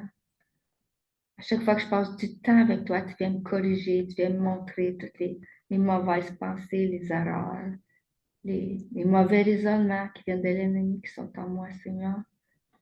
Et je te remercie parce que tu nous parles, Seigneur. Je te remercie, Père, toi qui es si haut, si élevé, si grand au-dessus de tout, que tu veux nous parler, Seigneur. Que tu es là et tu attends après nous pour nous parler, Seigneur. Merci parce que tu nous parles, tu nous corriges. Merci pour ta patience. Merci pour ta miséricorde. Et oui, comme les autres ont dit, qu'on puisse exercer cette même miséricorde envers les autres. Alléluia. Merci. Toi, Jésus. Merci, Jésus.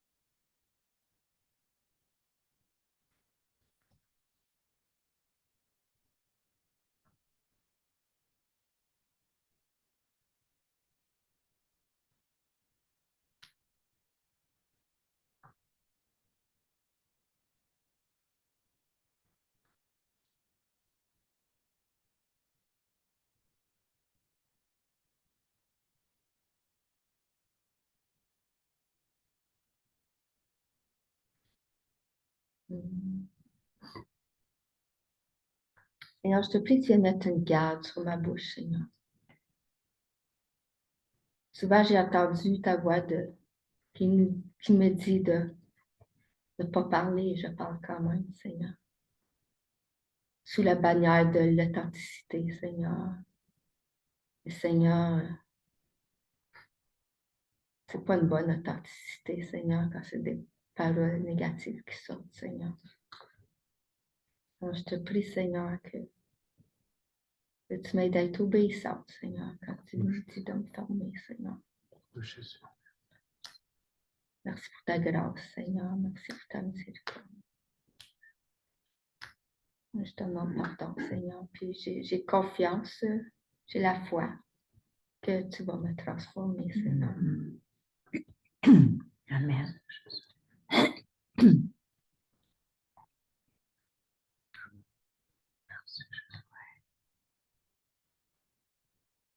Père éternel, au verset 9, tu nous apprends encore que ta parole ne sort pas pour révéler notre sainteté. Ta parole n'est pas venue pour nous montrer à nos propres yeux que nous sommes droits et nous sommes justes. Certainement, parmi ceux qui ont été jugés par leur conscience, il y en avait même qui n'avaient point commis l'adultère. Il y en avait qui étaient mieux que cette femme. Mais quand ta parole est sortie, chacun s'est trouvé à ses propres yeux souillé. Chacun s'est trouvé à ses propres yeux ne pas être digne de porter un quelconque jugement contre cette femme. Seigneur, nous aussi dans l'Église, nous avons pris coutume, lorsque nous écoutons ta parole, à être, Seigneur notre Dieu, prompt à utiliser cette parole pour analyser, pour scruter le comportement de nos voisins. Seigneur, je t'en supplie.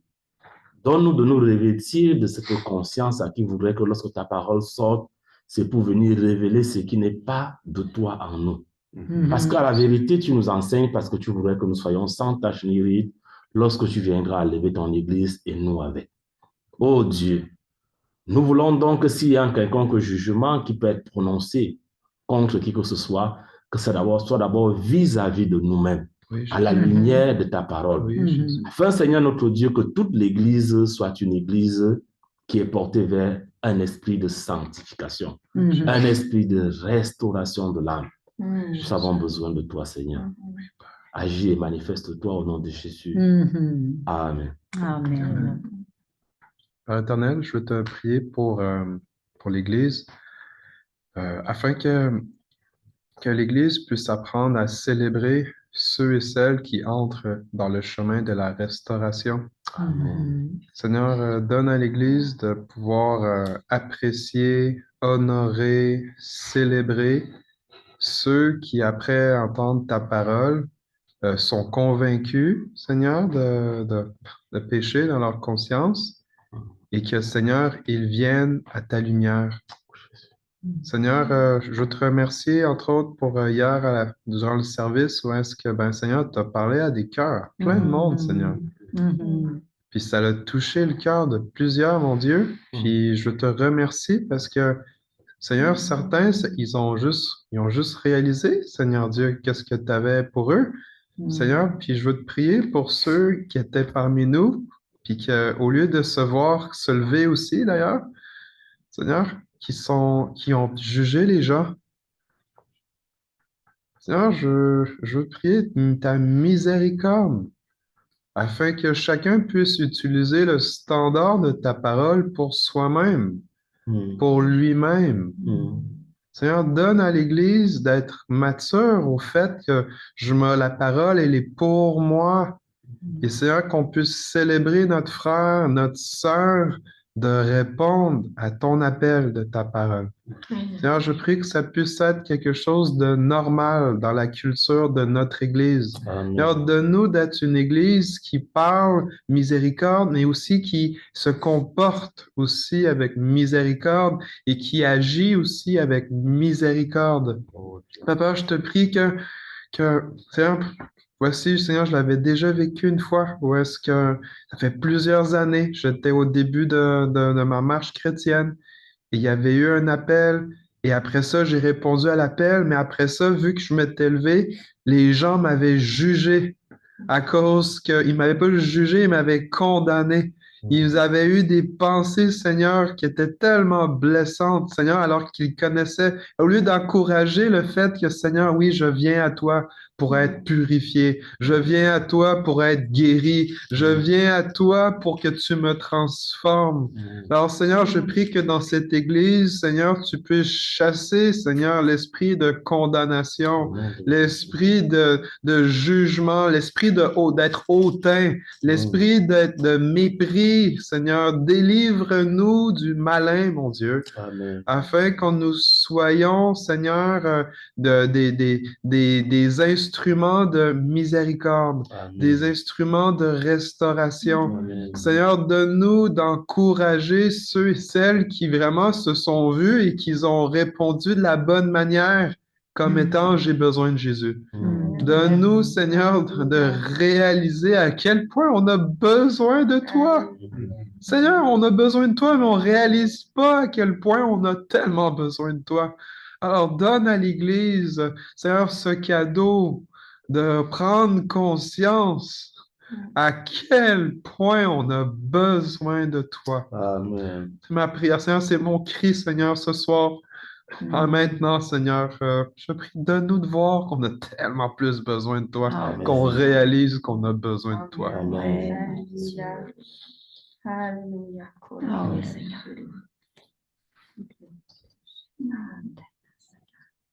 Tellement.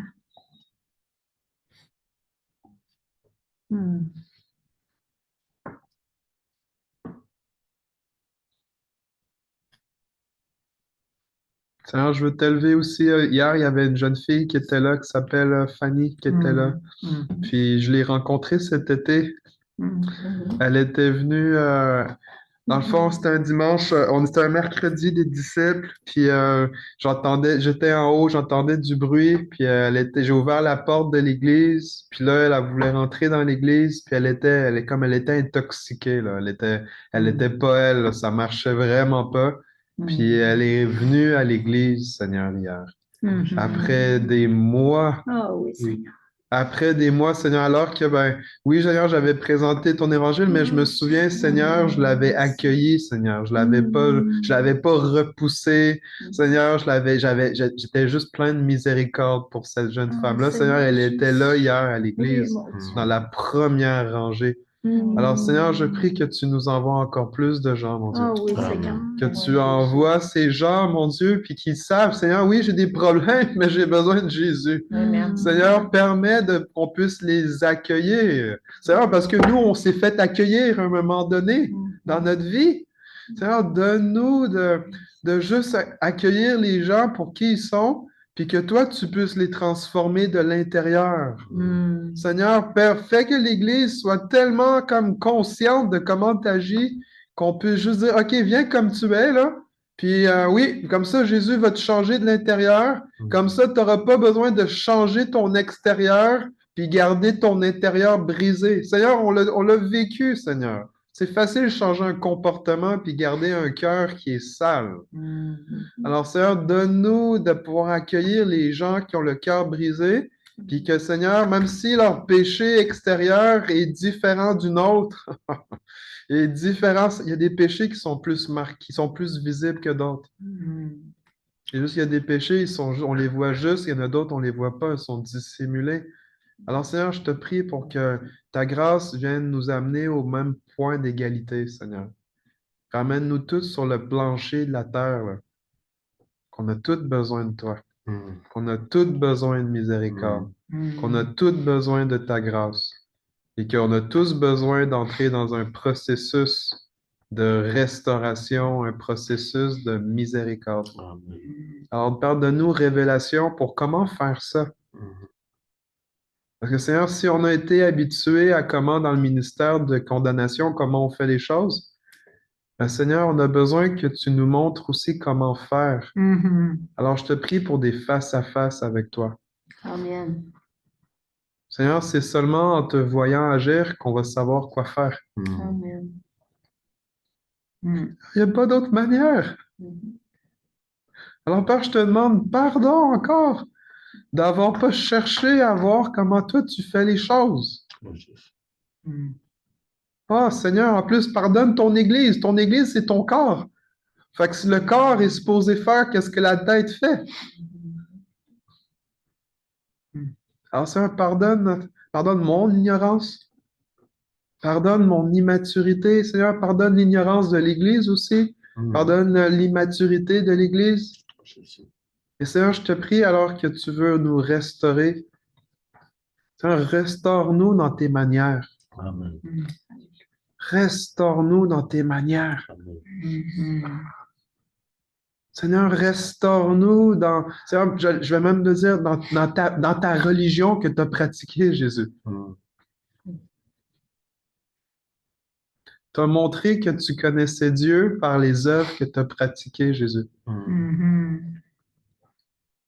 C'est toi qui pratiques la vraie religion, parce que tu représentes vraiment comment Dieu est. Alors, Seigneur, je te prie pour des temps où tu nous attires dans des face-à-face avec toi, des rencontres. Seigneur, comme elle a été priée tantôt par Francine, verset 1, tu t'es retiré dans le jardin de Gethsemane. Non, dans l'amour des oliviers, mais c'était proche, là. Alors, Seigneur, attire-nous dans ton jardin. Amène-nous dans le lieu secret. Amène-nous à des face-à-face. Seigneur, pour qu'on apprenne de comment tu es, Seigneur. C'est parce qu'on est ignorant de comment tu es qu'on fait les choses qu'on fait, là, qui ne sont pas comme les tiennes. Alors, Seigneur, fais de nous une maison de prière. Oui, Seigneur. Parce que c'est dans la prière qu'on te rencontre, qu'on te contemple, qu'on est transformé à ta ressemblance. Alors, fais de nous des hommes et des femmes de prière. Amen. Parce que, Seigneur, tu priais, tu avais une rencontre avec ton Dieu. Seigneur, tu ne faisais pas juste parler, tu rencontrais Dieu. Seigneur, c'est ça la prière, on rencontre Dieu. Combien de fois on a pu prier sans te rencontrer? Alors, Seigneur, pourquoi pas nous restaurer dans le bon chemin? Seigneur, restaure-nous dans la vraie prière. Amen. Restaure-nous dans la vraie prière de te rencontrer face à face et de te contempler, de t'admirer et d'être transformé à ta ressemblance. Amen. Donc, c'est ma prière, Jésus. Viens nous restaurer dans notre vie de prière pour qu'on te rencontre vraiment et que ça paraisse dans notre miséricorde. Amen. Au nom de Jésus. Amen.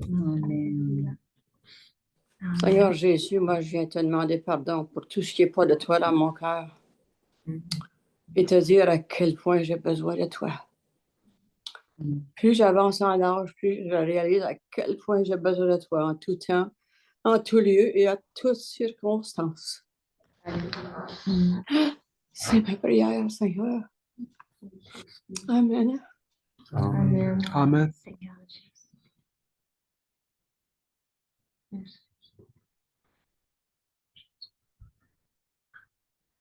Oh Jésus, fais de nous une communauté où est-ce qu'on est juste l'un l'autre, c'est comme, hey, j'ai tellement besoin de Jésus. Seigneur, fais que ça soit ce qui est le plus fréquent à entendre parmi nous. Ah oui, Dieu. Seigneur, quand on débute une journée ou même quand on finit une journée, qu'on puisse rendre témoignage, j'ai vraiment besoin de Jésus. Amen. Seigneur, donne-nous de ne pas avoir honte de dire ça. J'ai vraiment besoin de Jésus. J'avais pas réalisé à quel point j'ai besoin de lui, que je dépends de lui. Alors, Seigneur, donne-nous de nous abandonner à toi. Puis qu'on voit ces choses nouvelles-là, de dire oui, écoute, j'ai mon processus avec Dieu, mais écoute, j'ai encore plus besoin de Jésus. Et qu'on puisse pas rougir de ça.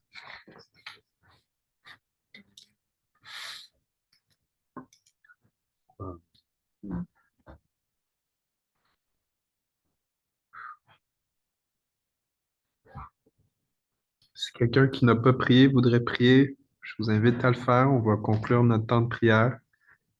Il est déjà une certaine heure, sans vous dire il est quelle heure, mais Jésus l'a dit, mais l'heure n'était pas encore venue. Mais c'est peut-être l'heure pour vous de prier, par contre. Je laisse ma petite maman.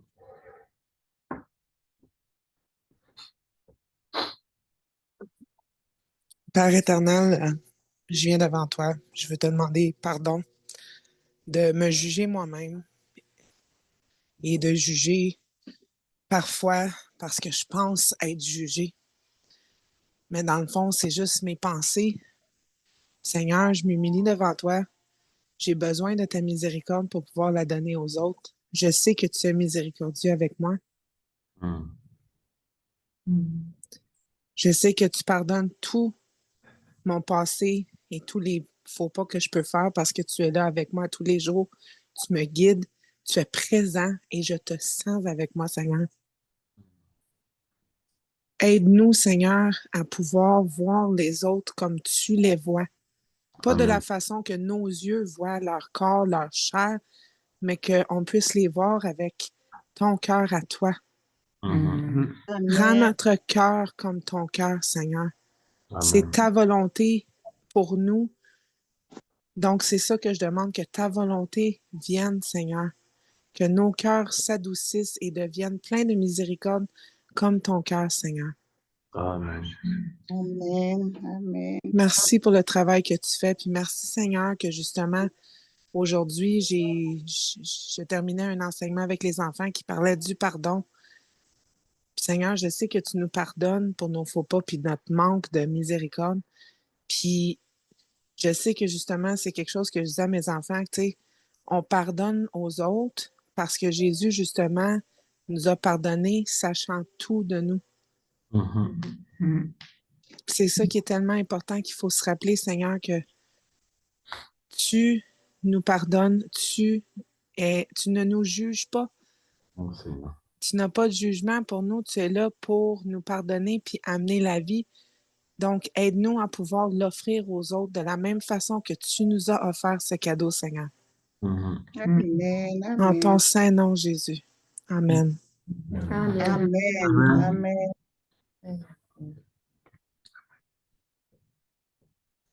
Père, je veux te demander pardon, Père, pour toutes les fois, Seigneur, j'ai jugé les gens, Seigneur. Seigneur, j'ai fait le ministère de Satan, Seigneur, les œuvres, Seigneur. Seigneur, je te demande pardon, Père.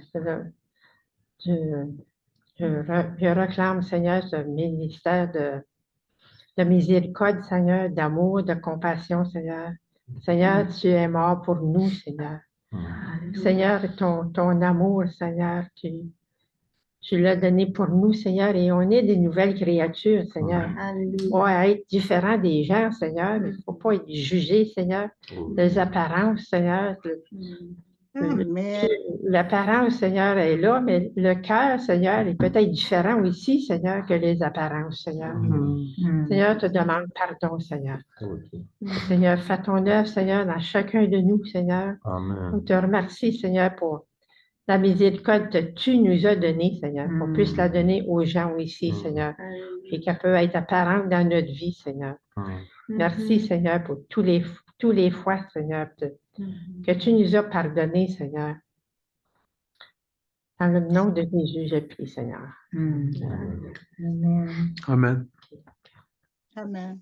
Merci Seigneur parce que tu exposes l'état de nos cœurs ce soir, parce que tu nous aimes et tu veux notre bien, parce que tu nous as, oh Dieu Père, engendré en Jésus-Christ comme une nouvelle créature, Seigneur, pour marcher à l'image de la personne de Jésus. Nous te rendons grâce, Seigneur, parce que tu veux nous purifier, tu veux nous débarrasser, Seigneur, mon Dieu, de tout ce qui est propre au vieil homme. Car c'est le vieil homme qui est dans le ministère de la condamnation. Mais nous sommes dans le ministère, Seigneur, de la justification, du salut, de la restauration. Et je prie que tu nous pardonnes véritablement. Ta parole déclare que si nous confessons nos péchés, tu es fidèle et juste pour nous les pardonner, pour nous purifier de toute iniquité. Nous te rendons grâce parce qu'aujourd'hui, nous confessons, Seigneur, la méchanceté de nos cœurs, Seigneur, l'ingratitude et, Seigneur, Dieu puissant Père, notre habilité à juger les autres, à les condamner, Seigneur, dans nos cœurs. Seigneur, merci de nous purifier, merci de nous restaurer dans ta présence, afin que nous marchions véritablement selon ta volonté pour nous, c'est-à-dire la lumière de la personne de Jésus. Amen. Merci infiniment pour ta grâce que tu répands sur nous en ce soir, en cette soirée. Nous te rendons grâce, Seigneur. Merci.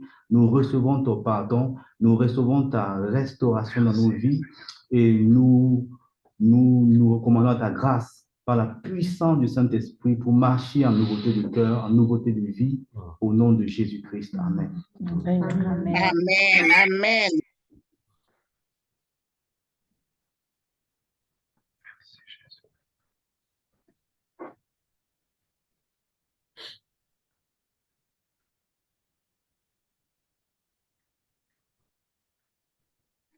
Alléluia. Alright, alors, Seigneur Dieu, je te remercie pour ce soir. Jésus, merci pour ta présence. Merci parce que, Seigneur, nous sommes devenus ton temple. Donc, Seigneur, quand tu t'es assis au temple, Seigneur, c'est que tu t'es aussi assis parmi nous pour nous enseigner ce soir. Merci parce que tu nous as rendus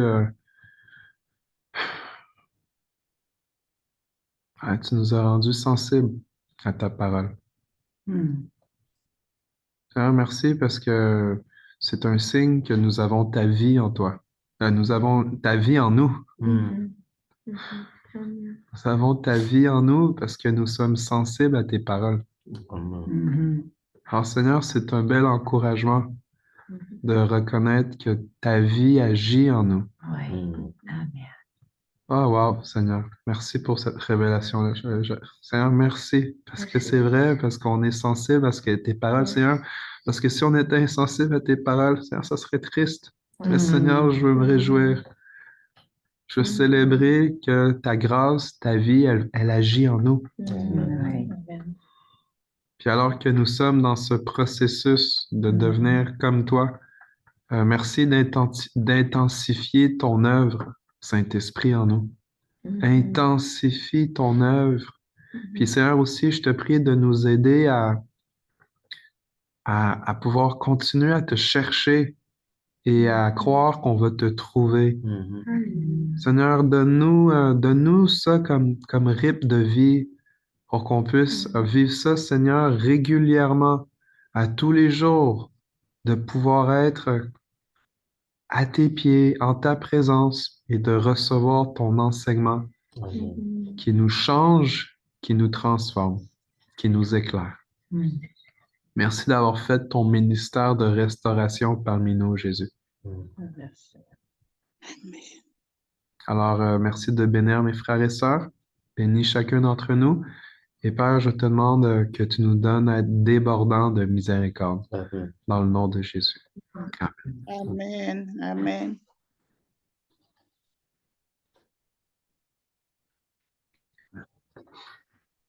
Amen. Amen. Donc, Amen. partez encouragés. La vie de Jésus agit en nous. Ça, je ne l'avais pas vraiment. C'est la première fois que j'ai réalisé ça ce soir. Mais le fait que l'on est sensible à sa parole, ça parle que sa vie est à l'œuvre en nous. Donc, Amen.